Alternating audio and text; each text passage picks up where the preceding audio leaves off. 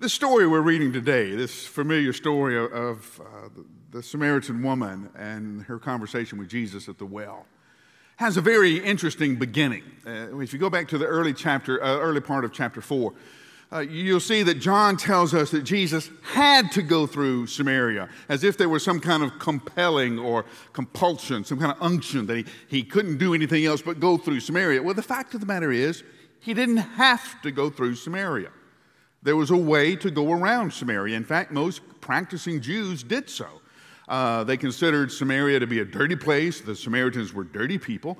And in fact, if you got caught in Samaria and you had to spend any time in Samaria, then you were encouraged to, take a bath and wash your clothes as soon as you got out of Samaria, unless you take some of the dirt from Samaria into your future, further life and along your journey there.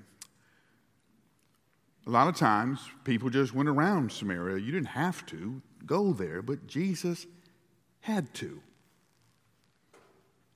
And we find out the reason why was for this woman.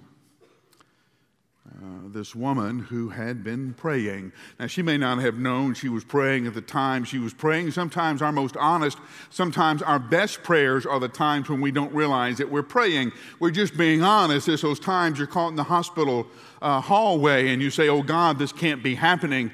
The times that you're sitting by yourself in the car and you say, oh God, I've got to find a way out of this. And you don't realize it. But you're praying. Sometimes you pray out loud. Sometimes you just sigh. Sometimes you weep. But you pray. And those prayers are heard. Just like this Samaritan woman's prayers were heard, even though she may not have known she was praying. And Jesus heard and came. Just like he heard your prayers and came here this morning.